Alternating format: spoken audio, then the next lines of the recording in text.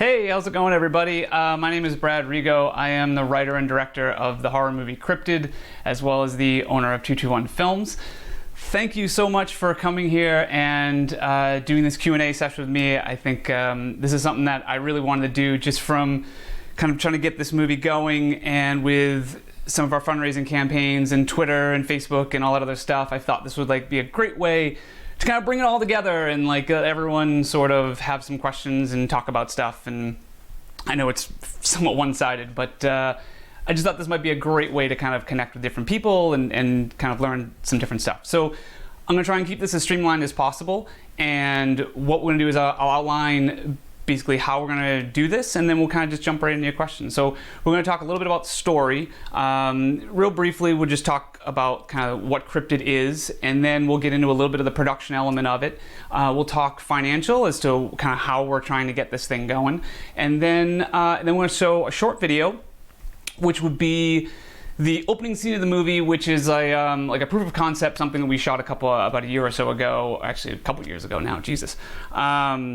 And so we'll show that, and then once we come back from that, we're gonna jump kind of right into it and just kind of take your questions, and we can talk about the story, we can talk about the production, really whatever you guys want to talk about, I'll talk about. You want to talk about movies, we can talk about movies.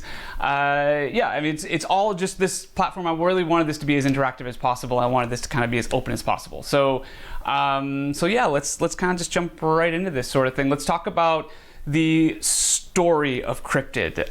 So Cryptid is a creature feature.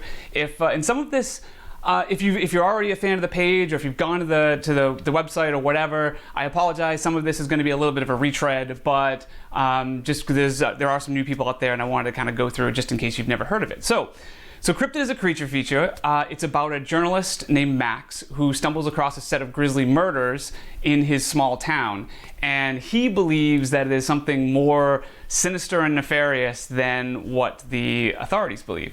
So he and his photographer partner Harriet decide to go on an investigation to try and figure out what it is that's doing these killings in this small town. So that's the premise of the movie, and it has like a Jaws-like kind of atmosphere. So it's partially like Jaws in the sense that it's a creature in a small town, it's terrorizing these people, but there's also this kind of mystery element of these two people trying to unravel this sort of mystery and figure out what it is that's kind of happening, and what it is that's causing these deaths and this mayhem in this tiny town up in Maine. So it's kind of like a little bit of a couple different sort of genres, but it's primarily a monster movie. It's primarily a creature feature. From a production standpoint, we're going to shoot for August, September. We're looking at the fall. We've kind of pushed it back a little bit. We were hoping maybe end of summer, but it's looking now more like being a fall. So no, I mean August, September, I guess that is technically end of summer. So that's kind of what we're gunning for, depending on where our financials end up lining up. And so that's where we're headed. As far as location, so I'm currently broadcasting from Brooklyn, New York. So the idea was to try and stay as local as we can. But when you're shooting a creature in the middle of the woods, obviously New York City's not going to do it.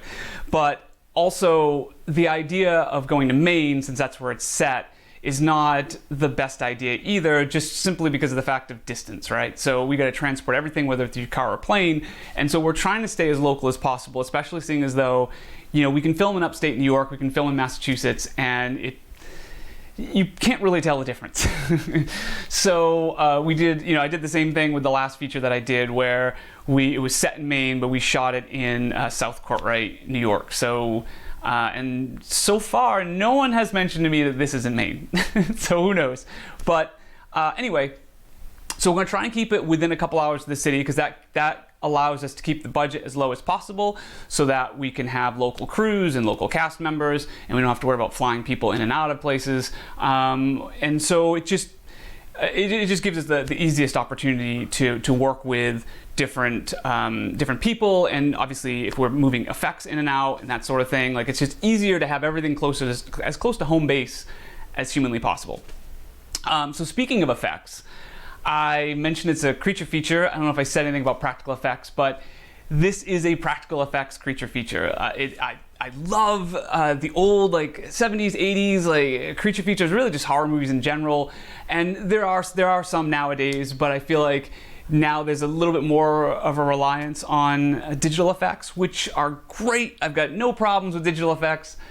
They've certainly done a lot to forward the film industry, but for a monster, it's gotta be practical. Like, it's gotta be real. Like, I think of like Predators and Aliens and, Thing and just like all of these sort of staples. I feel like it works in two ways. Like, you have one, it's a physical thing on set that the character can kind of work with as opposed to just a thing. And two, I think having that scary, that I don't know, that creature there with the actor, I think it kind of flavors their performance, so even if it's just a little bit. Like, I think just adding that tiny little layer of realism on set, I think it allows, I don't know, maybe I'm not being fair enough to actors, and by all means I probably should be, because as much as I respect actors, like, this is kind of crazy for me. And it is completely nerve-wracking to be in front of the camera, and already the respect I had for actors is even higher than it was before. But I do think that having that realism, having that extra piece in there, helps an actor kind of get maybe just that little touch further. I don't know. But so we're going with practical effects. We're doing a person in a suit, animatronics, puppetry, the whole 9 yards. We'll probably, to be fair, we'll probably use a little bit of digital just to paint a few little tiny things, because it is a great tool. But for the most part, we're going to stick with as much practical as we can get away with. So that's our effects. As far as cast, we have not cast anybody as of this point, mainly because we're trying to get into the financial element of it first before we start casting. There's like this very weird, I don't know how many filmmakers are out there, but there's a very weird sort of catch-22 where it's like, well, you got to find cast to get money and money to get cast, and so it becomes very difficult to break that cycle. And so we've decided to go with, well, let's get the money first, and then we'll go out and try and get the best cast that we can afford, as opposed to trying to get someone that we can afford now, and then trying to rope people in that way. So we'll talk a little bit about that later with financials, and certainly any questions you have, like, feel free to throw them out. Crew, we have a few people that are already on board. Once again, it's important to have us local here from New York, because I work as a cinematographer professionally, and so having connections here in the city will definitely help in trying to get the people that we need for our crews. And now getting into the financial element of it, this is like a little bit of a more of unpacking, but I don't know if you've followed the campaign, or if you followed anything on Twitter or Facebook or any of that stuff, you know that we're kind of in the midst of a financial campaign now where we're trying to raise the money. And getting into the movie itself, so the budget of the movie is $350,000. That's what we're going for. If you've looked at the Start Engine page, you can see on the Start Engine page it's a little bit higher. It shows $374, but that actually figures in a lot more fees when it comes to like the Start Engine people and that sort of thing. So, but the actuality of the film budget is $350. And the way that works is it kind of gets broken down into thirds for the most part. At least more importantly, the first third and the second 2/3.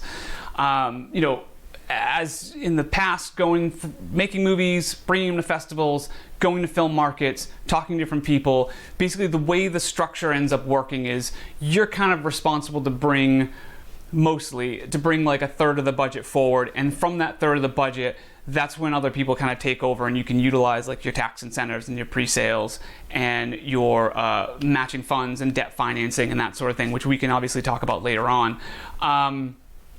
But the ultimate objective is you want to bring roughly a third of the budget to the table, because at that point it becomes much easier to kind of get the rest of it. So as we were trying to move this film around and trying to figure out how we can raise this kind of money, we talked to a lot of people, and a lot of people were like, oh, you should do Kickstarter, Indiegogo, or that sort of thing, or crowdsourcing, whatever.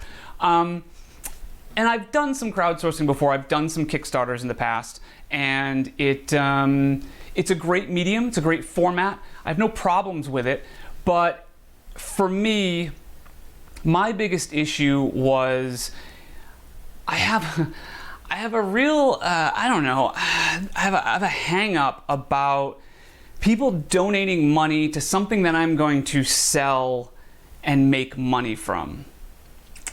I don't know, like, no judgment to anyone who's actually doing it. By all means, it's a great format for people to get their dreams out there and get it financed when they don't have any other way.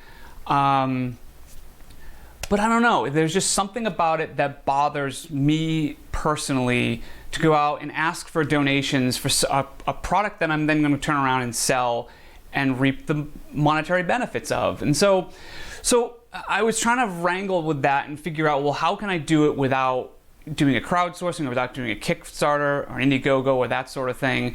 And what I really, you do the normal thing. You go to friends, family, their network connections, you try and branch out and you talk to everyone you can, but there's only so far you can go with the amount of people that you know to bring that kind of money to the table. So it was a little bit of a stumbling block until about a year and a half ago. About a year and a half ago, the Jobs Act regulation CF came into play, and what that allowed is for people to crowdfund equity stake in companies.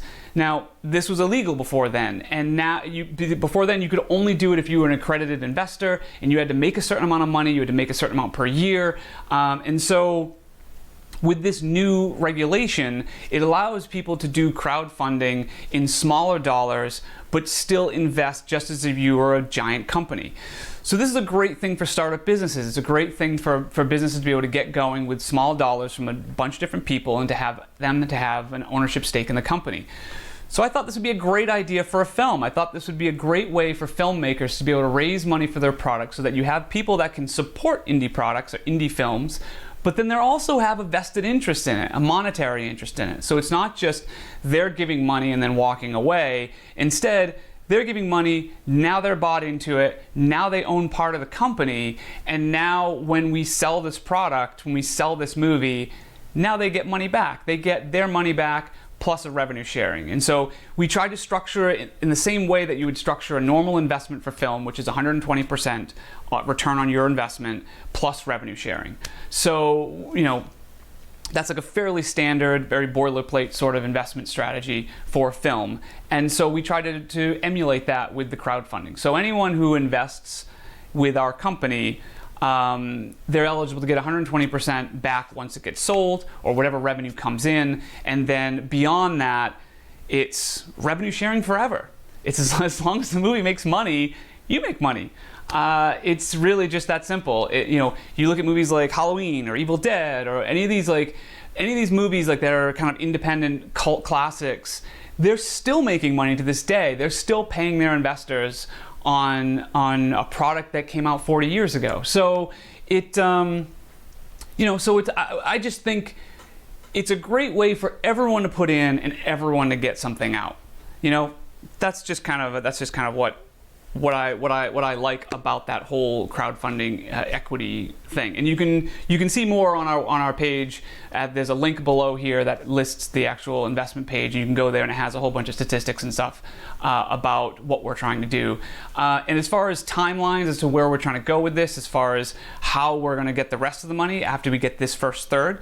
So after this first third, at that point, we can then reach out and we can start getting our sales reps and our distribution reps on board. We can actually have a conversation about cast, because at that point we'll have enough money to actually lock in our cast. And so at that point we can talk to our sales agents and distribution reps and find a common ground of, well, this is a person who works for me creatively, this is a person that actually works financially for them in different territories and different worldwide platforms. So we find a common ground, and that way when we start this movie, we're in the best position possible as far as both creatively and financially. So that will lead to basically pre-sales, which is a way of actually making money kind of before the movie even gets shot. But that ends up being, we can talk about that a little bit later on, or if you want. So through the pre-sales, we also do tax incentives. So depending on where we end up filming, whether it be New York, which has like a 30% tax incentive, Massachusetts has a 25% tax incentive, which is all money that can be debt financed and put back into the coffers of our budget. So it's basically, there are multiple different ways of raising money, but that first third is always the toughest. You know, that's always the one, nobody wants to be the first. And so that's always the one that's the toughest. And so that's why we're putting out this crowdfunding, in order to try and get that going, to get that first third. And then once we get that first third, we have numerous different connections and people that we have lined up in order to get the remainder of it. But damn it, that first third. And as far as timelines is what we're thinking about.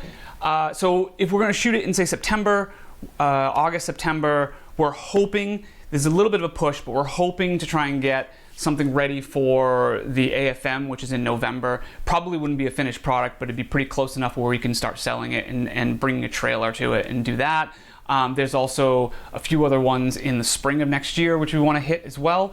So the idea being, if everything goes according to the way we want it, where we start filming in August, September, and then we have the trailer ready for AFM in November, and then possibly in the spring if we need it, then we're hoping to be able to sell the movie by the in 6-8 months or so. So that's kind of like our general timeline lined out, with maybe a release depending on what ends up getting picked up for distribution and that sort of thing. Okay, so that kind of goes through at least the rough framework of what we're doing, and then at this point I want to show you a little video of the opening scene of the movie. And after that, we'll come back, and I have some questions. I have a couple questions from other like Twitter and Facebook and some other places. I'm going to do those, and then if you have any questions of your own, feel free to throw them in the chat window, and I'll try and do as best I can. All right, so let's get into that. Bear with me for just a minute here. All right, I'll see you in a bit.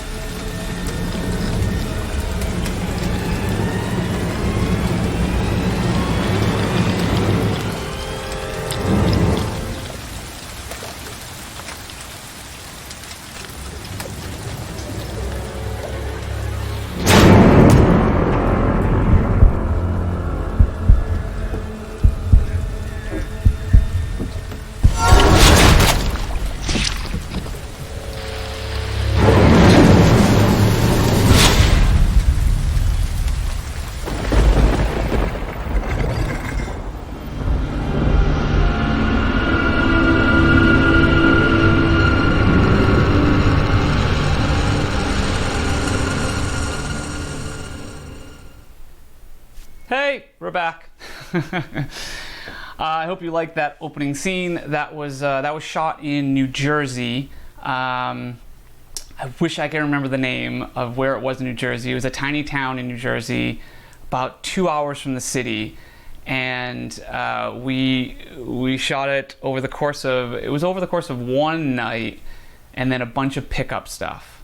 So so that basically was the opening scene, kind of shot with the idea of, well, this is a good proof of concept for the whole movie. Obviously when we get the money for the regular, we'll reshoot it. But yeah, so let's see, we got 4 questions. Well, let me go through the questions I have already from other people, and then feel free to like jump in and ask whatever. So the first question I have here is, why a creature feature? Well, I mean, I guess the short answer is I don't see enough of them that I love where I feel like I used to. I don't know, like I feel like I used to see a bunch of them, and now I don't see many anymore. So I don't know. I love the idea of a creature kind of stalking its prey. I love that kind of in the shadows sort of otherworldly sort of thing, or maybe it's of this world. But I just like that idea of a thing that's different than a person, much more animalistic, much more. I don't know. It's gross. Maybe I don't know if the word is gross, but I like that concept of a creature feature. I like that idea of man against nature, I guess kind of would be the way I would think of it. But creature features are, I love creature features. I've seen a decent amount, and there are some that are out now that are really good. I saw that movie The Ritual a couple months ago, which I really liked, which is definitely of the creature feature variety. I thought they did a great job in that movie, and so there definitely are a bunch around, and much more in the indie circuit than any time else. But I don't know. There's just something about it. There's something very visceral about the creature feature. I don't know, I guess that's probably a terrible explanation. I apologize to whoever wrote that. And do you need more crew? Yeah, I mean, we will need crew. We will have to ramp up our crew at some point. Once we kind of get a little closer to production, we're going to need a decent amount of people. And although it is a small set and a small production, we're going to need a decent amount of crew. I mean, there's a lot of night shoots. It happens a lot in the rain. As you can see, like in the opening scene, that rain, it was something that we made, and so rain becomes a part of the actual feature. And so we want it to be very rainy, and so that's gonna require some additional crew to manage like a rain machine and that sort of thing. So short answer is, yeah, we are gonna need more crew, but we probably won't get to that point until we've kind of get by this section of it. Maybe as we get a little bit closer, maybe in the middle of summer or so, we'll crew up and kind of get that going. What time period is it set in? It's in modern times. It's just standard times. I don't know why I stuttered on that. It's in normal times. It's in present day. Will this be on Netflix? Geez, I hope so. Yeah, I mean, I hope so. We're depending on what we end up doing for distribution, that is certainly a method or an avenue that we would love to pursue. I mean, Netflix is kind of focused a lot on their own original content now, but they also still do get a lot of distribution. So, we're looking at, depending on where we go for distribution, we're definitely looking at Netflix and Amazon and iTunes and like all of that sort of thing. And who knows, it may even be theatrical, which is usually a bit of a long shot given our budget, but excuse me. But it's possible if we get a minimum guarantee somewhere that it might have a limited run in a theater, depending on what we end up doing. So hopefully we'll see. That is a hope. Do you plan to go to festivals? Yes, and I say that I say that with a weird hitch because festivals are great. And I know I'm going to start this out with like the same thing I said about Kickstarter. Festivals are great, and it's an amazing way to network and to talk to different people and to go and experience your movie with a bunch of different people and kind of just experience that atmosphere of a lot of people who just love film and love independent film and get together and enjoy it. So that's great. I've been in a number of festivals and past productions, and I guess the biggest issue that I have with festivals is really just it's not as important as it used to be. So I feel like 20 years ago when you made a movie, you brought it to festivals, you signed it to a distribution deal. Like that was kind of the avenue that you go to. But now with the amount of festivals that are out there and the amount of different things going on and the amount of different distribution streams and revenue platforms and all these other things, like, yes, it's important to go to some festivals and to be seen and to have that sort of PR of like, here are my laurels. But it's not quite as important as it used to be.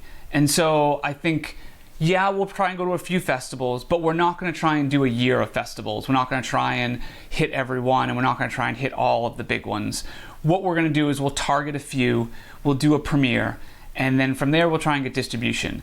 The idea here is to try and get this thing distributed as quick as possible, and the way we do that, is by starting early, by starting our distribution at pre-production, as we're raising funds, when we hire our sales rep, when we hire our distribution rep, before even one frame is shot, we have our reps on board so that as we're shooting, as we get our pre-sales in, once the movie is finished, we have already an avenue to release it to. So we're not just going out and, listen, as a filmmaker, the one thing that they do not teach you in film school is anything about distribution.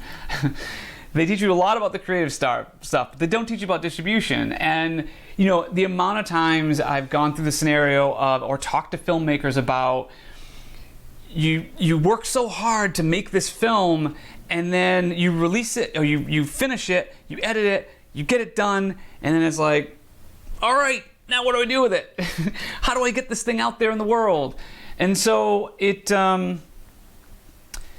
like, it becomes very, very troublesome because you just don't know where to go from there. So that's something that in the last several years or so, we've tried to rearrange that sort of format and say, no, let's get this all on board first. Let's make sure that we're actually setting these building blocks up as we're filming the movie so that once it's done, we have at least several different avenues that we can go to try and get distribution, get our money back, and then most importantly, get our investors back, because that's the most important thing that we want, is to be able to, anyone who puts in money, we want to be able to get their money back. That's it. That's priority number one. Everything else is secondary. Okay, let's see.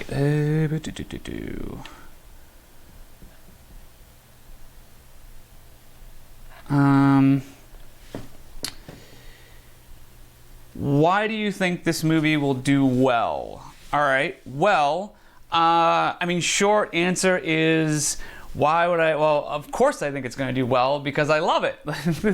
This is a movie that I've lived with now for a while, and I just think there is a great spot for this film, especially recently with kind of the emergence of horror movie in the general audience. I just feel like lately with movies like, obviously, like Get Out and It, and you know, obviously the appearance of the Oscars and Shape of Water, and it just opens up this kind of hole for horror movies where before they were kind of relegated to like the dark corner for the last 20 years or so, but now all of a sudden people are kind of opened up to it, and that is shown in the market share as to what horror movies can do now versus what they were doing before. It's over tripled. The horror movie market share has tripled in the last couple years, and so that just shows that the general audiences are more hungry for horror movies, no pun intended, than they were in the past. And I just feel like with this reemergence of horror, with this reemergence of the general audience enjoying horror movies, I just think that now's the time to bring forward a horror movie that is an old school monster movie, something that was very successful in the past, and I think it can be again. Let's see. How long will this take? Well, let's see. Well, you know, I already kind of outlined a little bit of the timeline as to what we're looking at for the filming and the filming and the actual release. So we're looking at probably about 28 days for filming, and then probably about 2 to 3 months of editing and post-production, maybe a little bit more depending on what ends up happening. But we're usually from start to finish, maybe about 6 months to completely complete the project. Then it'll take a few more months after that, obviously for distribution and whatnot. So, you know, we're hoping that within a year's time, this movie will be created and released already. That's kind of our general outline. Let's see. When is the last date someone can make an investment? All right, so we're getting into a weird area here. So because the regulation CF is brand new, because this just became legal, there are a lot of different rules and regulations. And I don't pretend to understand them.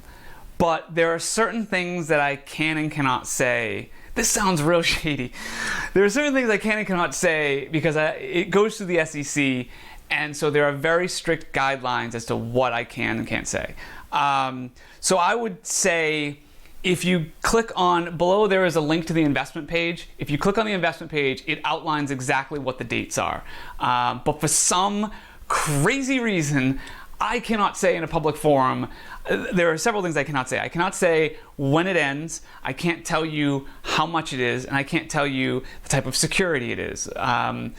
It's real weird. At least I can't tell you that and also tell you other things. I either can tell you other things or just those 3 things. And if I just told you those 3 things, this would be real short. So anyway, so click on the link below and you'll be able to see the deadlines and whatnot. Oh, another one here. Has the creature been built or created yet? Great question. No. The creature exists right now in concept artwork. But we're actually in the beginning steps right now to put the creature together in its 3D environment. So I'm working with a couple local special effects artists who are going to build the creature, and they're in the process of taking all the drawings and all the concepts and all the artwork that I have for the creature and putting together into basically these small models to kind of simulate what it's going to look like. So right now, that's the stage that we're in. We're starting to build the models and we're starting to build the templates so that we have like a fully 3D representation of the creature. But it hasn't been built yet. That's going to take, it'll probably take like 2 or 3 months to build, and so we won't start building that until maybe a little further out. Once we get the models and we get that squared away and we're solid on the design, then we'll start putting together the larger suit and we'll start getting the animatronics going, and then it kind of just goes down the line. But we want to get a little further along before we start that process, and we're still in the financial stage, so we have to pay for it. So that's where that goes. All right, let's see what else we've got here. We've got, oh, I still have a couple other questions that came from Twitter. What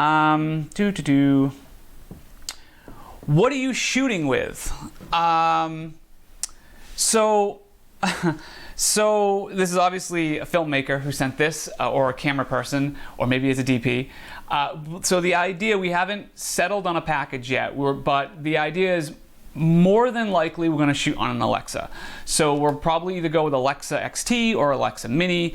Haven't decided on the glass yet. We have a great DP on board, Kevin Provost, who is going to DP the project.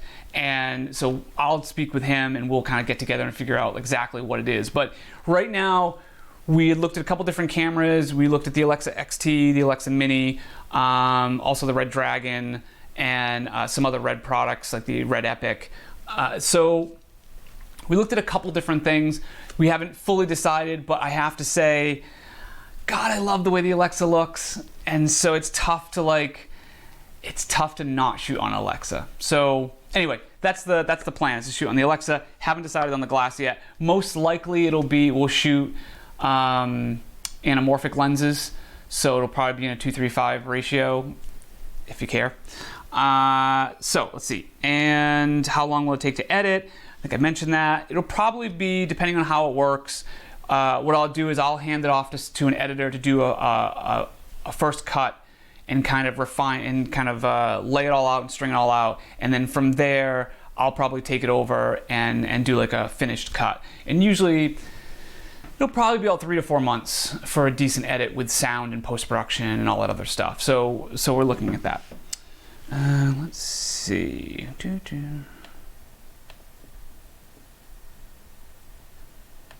Okay. Ooh, Santos, you get a lot of questions. Good, good for you. His question is, have you had investors in your past film, and how long have you been directing? So I have had investors in the past film. The last film that I did, which is The Killing of Jacob Marr, which you can find on Amazon Prime right now, we did have investors on that. It was a much smaller budgeted film, but that's in that level where it's still mostly friends and family that you can do. So I reached out to a bunch of connections that I had through friends, through family, that sort of thing, in my circle of network, and was able to get most of the movie budgeted through investing, and then I put in the rest. And so we made that based on the investments. And as far as how long have I been directing, well, I'm gonna date myself, but I started making movies when I was 15, 16 on VHS, and and so that was 27 years ago. So you can do the math on that. But I've made 3 feature films so far. In probably about 5 or 6 different short films. Some of them are available on YouTube, some are available on Amazon. The last 2 features are available on Amazon. The first feature I did is not. That's like, that's really low budget. And then there is a short I did on Amazon called Boundaries, and then we just did another short called Cabin 11. All of which actually I don't know if you guys happen to catch the intro of 221 Films intro, which had outlined a bunch of different projects that I've kind of worked on or directed and from 221 Films. So there was one of them that was not necessarily a 221 Films production, but is one that I directed. So yeah. Let's see. I think I have one more question from Twitter.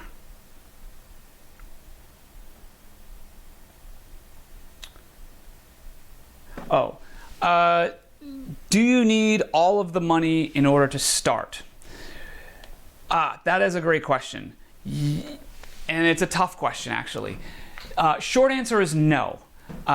As I kind of mentioned, we kind of do this in stages. So it ends up being, the first stage is raising a third of the budget, or as close to a third of the budget as you can. And the next stage is to raise the remaining 2/3 by utilizing the first third to get the rest.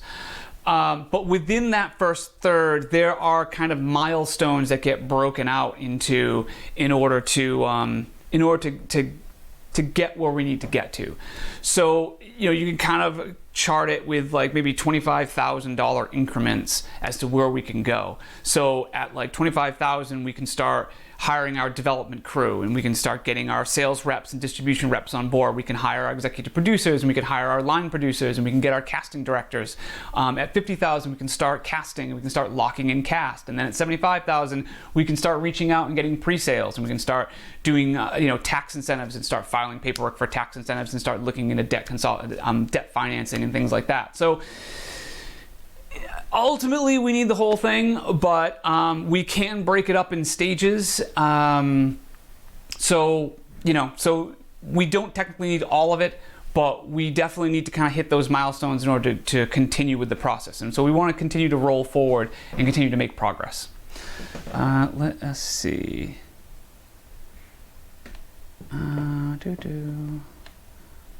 Great, I think.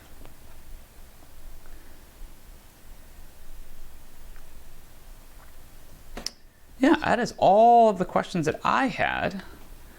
So if there is anything else you guys want to talk about, feel free to throw it in the questions window. Otherwise, you can see all the relevant information, the link below. It has the investment page, it has the Facebook page. You can follow us on Twitter at 221films. The investment page is startengine.com/cryptid, and the Facebook page is facebook.com/cryptidmovie. And so I just want to thank you all for coming. I really appreciate it. This was such a fun time, and I kind of like love talking to you guys, and I'm glad that we're able to make this work. And yeah, thank you again, and you have a good day, and hopefully check out Cryptid. Thanks, guys.